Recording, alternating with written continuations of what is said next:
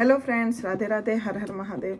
मैं मीनाक्षी एक बार फिर से आपके सामने अपने नेक्स्ट वीडियो के साथ प्रेजेंट हुई हूँ। तो चलिए फटाफट से बताइए आप सभी लोग कैसे हैं। I hope you are happy and healthy. तो चलिए इसी के साथ मैं आज का टॉपिक शेयर करती हूँ। आज का टॉपिक भी हमने एडोलेसेंस पीरियड से ही लिया है। एडोलेसेंस के बारे में ही हम कुछ और आगे जानकारियाँ लेंगे। जैसा कि पिछले लास्ट वीडियो में हमने उनके बारे में बहुत सारी जानकारियाँ ली। लास्ट वीडियो में हमने देखा कि ड्यूरिंग एडोलेसेंस डेटिंग के कुछ ऐसे कॉमन रीजंस क्या होते हैं जो एडोलेसेंट्स अपनाते हैं। उनको करना उनके लिए बहुत ज़्यादा इंटरेस्टेड और बहुत ज़्यादा सपोर्टिव साबित होता है। क्यों? ये सारी बातें हमने कुछ लास्ट वीडियोस में जानकारियाँ ली।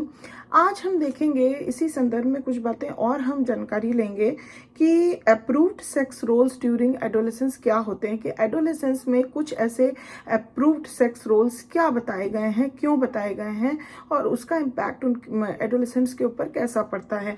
ये सारी ही जानकारी हम इस सेशन में लेने वाले हैं, जो कि काफ़ी हेल्पफुल और सपोर्टिव होने वाली है एडोलेसेंट्स को जानने में।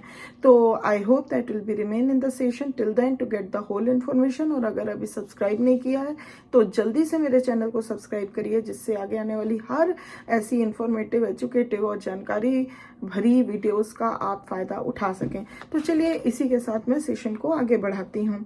Approved sex roles during adolescence की अगर हम बात करें तो the second developmental task relating to sexuality adolescents must master in learning to play approved sex roles। तो अगर हम सेकेंड डेवलपमेंटल टास्क अगर सेक्सुअलिटी से रिलेटेड हम बात करते हैं तो ये सेकेंड डेवलपमेंटल टास्क होता है एडोलेसेंट्स के लिए, जो कि उनको मस्ट उसमें मास्टरिंग करनी पड़ती है by learning to play approved sex roles. कुछ अप्रूव्ड सेक्स रोल्स डिसाइडेड होते हैं, डिस्क्राइब्ड होते हैं फॉर द एडोलेसेंट, जो कि उनको एज अ डेवलपमेंटल टास्क उसमें मास्टरी हासिल करनी होती है during adolescence period. This is even more difficult for many adolescents, especially for girls, than mastering the first developmental task relating to sexuality means that learning to get along with age mates of the opposite sex. तो ये कुछ adolescents के लिए बहुत ही difficult task होता है, खास करके specially we are seen to the girls. अगर हम गर्ल्स की बात करें तो it's more difficult for them, क्योंकि जब उनको पहला ही जो सेक्सुअलिटी से रिलेटेड डेवलपमेंटल टास्क होता है, जिसमें कि उनको लर्न करना पड़ता है कि how they have to get along with the age mates of the opposite gender, opposite sex, तो वही उनके लिए काफ़ी डिफिकल्ट साबित होता है। तो ये जो सेकेंड डेवलपमेंटल टास्क होता है रिलेटिंग टू सेक्सुअलिटी, जिसमें कि आपको अपने अप्रूव्ड सेक्स रोल्स के आधार पे बिहेव करना होता है, ये तो उनके लिए और भी ज़्यादा डिफिकल्ट साबित हो जाता है। As was pointed out earlier, जैसा कि पीछे हमने बहुत सारे वीडियोस में जानकारी ली जब हम सेक्स रोल्स के बारे में बात कर रहे थे। सेक्स रोल टाइपिंग और learning to play socially approved sex roles is easier for boys than for girls. तो हम ये देखे थे कि जो सेक्स रोल टाइपिंग होती है या फिर learning to play socially approved sex roles जो होते हैं, जो सोशली अप्रूव्ड सेक्स रोल्स होते हैं, उनको किस तरह से हमें लर्न करके उसी हिसाब से प्ले करना है, बिहेव करना है, ये जो होता है ये गर्ल्स के मुकाबले बॉयज़ के लिए थोड़ा ज़्यादा ईजियर होता है। It's more difficult for the girls. First क्यों होता है? First, since early childhood boys have been made aware of sexually appropriate behavior, क्योंकि चाइल्डहुड में बॉयज़ को पहले से काफ़ी अवेयर कर दिया जाता है उनके सेक्सुअली अप्रोप्रिएट बिहेवियर के प्रति, कि आपको इसी प्रकार से बिहेव करना है as per your sex, and have been encouraged, और उनको उसके लिए काफ़ी इंकरेज भी किया जाता है, प्रोडेट किया जाता है, और even shamed into conforming to the approved standard, और उनको पूरा शेम्ड किया जाता है टू कंफर्म करने के लिए जो कि अप्रूव्ड स्टैंडर्ड सोसाइटी के तरफ से उनके सेक्स रोल के आधार पे किया गया। तो ये सारी चीज़ें बॉयज़ के साथ ज़्यादा होती हैं। That's why it's become more easier for boys than girls. अगर हम सेकेंड बात देखें तो boys discover with each passing year that the male role carries far more prestige than the female role, और उनको ये भी डिस्कवर होता है कि हर एक साल जैसे जैसे पास होता जाता है तो they feel that they discover that कि उनका जो मेल रोल है that carries more prestige as compare to the female role, तो ये चीज़ भी उनके अंदर काफ़ी आती है। तो ये उनके लिए एक इंकरेजमेंट का काम करता है और एक प्रेस्टिज इशू रहता है, जिस वजह से वो सोशली अप्रूव्ड सेक्स रोल्स में ही बिहेव करते हैं, उसी पैटर्न में चलते हैं। That's why this time it becomes more easier for them to play according to the approved sex roles by the society. तो ये उनके लिए गर्ल्स की अपेक्षा ज़्यादा ईजियर हो जाता है। गर्ल्स बाय कंट्रास्ट, अगर हम गर्ल्स को इसके विपरीत देखें तो often reach adolescents with blurred concepts of female role.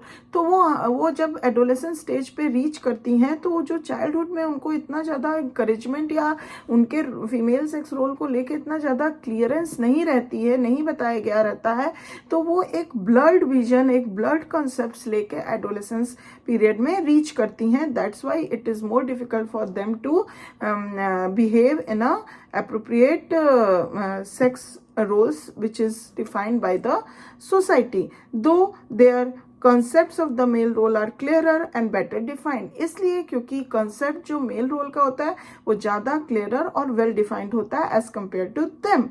This is because as children they were permitted to look, act and feel much as boys without constant proddings to be feminine. और ये इसका एक कारण ये भी है कि उनको बॉयज़ के रोल्स, सेक्स रोल्स जो हैं वो ज़्यादा क्लियरर हैं, बिकॉज उनको बचपन में जब दे वर इन द चाइल्डहुड पीरियड उनको कोई भी तरह का रोक टोक नहीं लगाया गया था और they are permitted to look, कि वो दिख भी सकती हैं, एक्ट कर सकती हैं या इवन फील कर सकती हैं एज मच एज बॉयज़। तो कोई ऐसा प्रॉडिंग्स नहीं दी गई थी to act them like as feminine. तो इस वजह से उनको बॉयज़ के रोल्स ज़्यादा क्लियरर थे एज अपने रोल्स के, अपने फेमिनिन रोल्स क्या हैं उसके कंपैरिजन में। Even when they learn what society expects of them, their motivation to mould their behaviour in accordance with the traditional female role is weak, because they realise that this role is far less prestigious than the male role and even less prestigious than the role they played as children.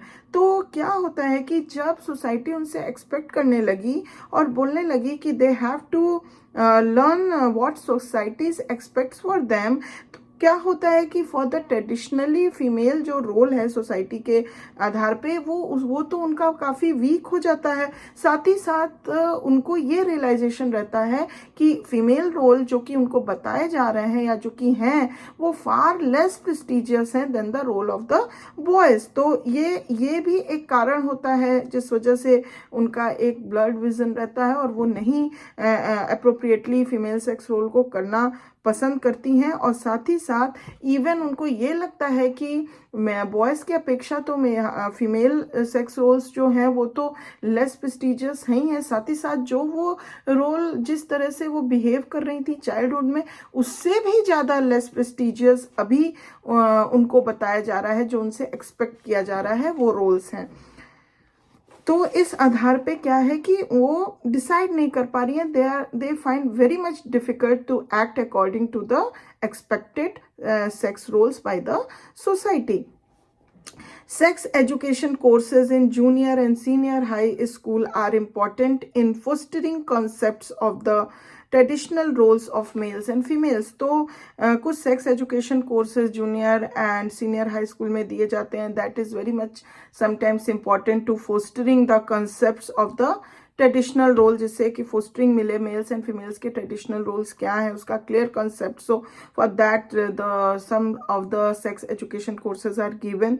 They emphasize that the feminine role is family oriented and that women derive satisfaction from being wives, mothers and homemakers rather than from success in the business and professional worlds।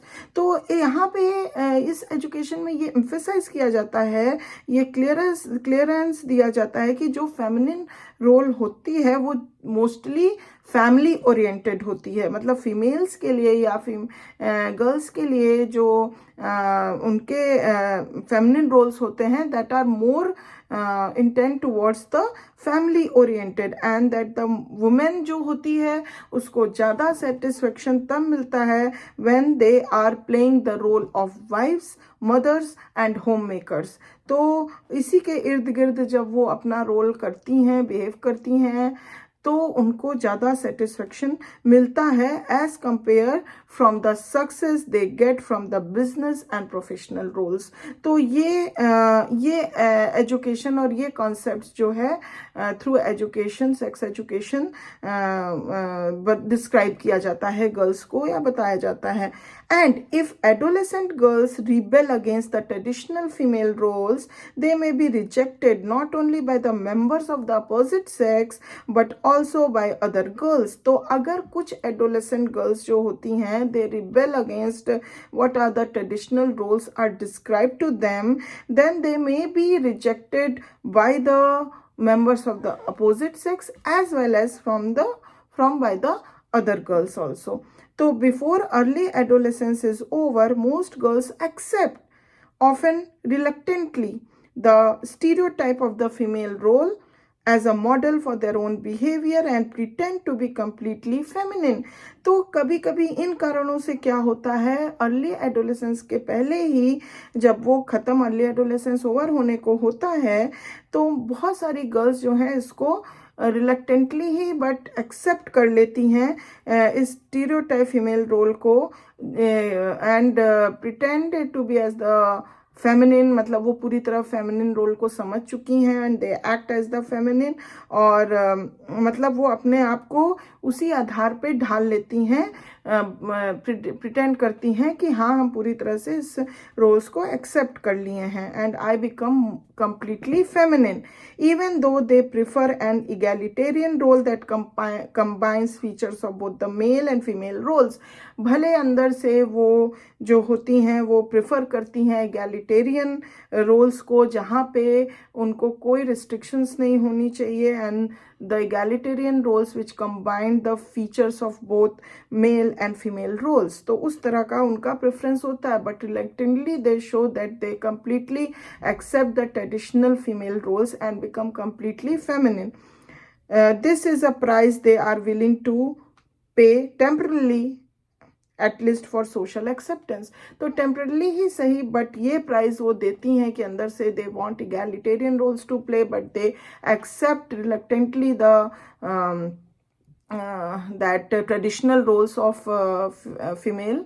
So तो ये एक तरह से वो price पे करती हैं just to gain the social acceptance, क्योंकि अगर उन्होंने रिबेल किया तो कहीं ना कहीं उनके अगेंस्ट हो जाएंगे अपोजिट सेक्स के मेंबर्स एज वेल एज कुछ अदर गर्ल्स भी, तो वहाँ पे उनका सोशल रिजेक्शन के चांसेस बढ़ सकते हैं।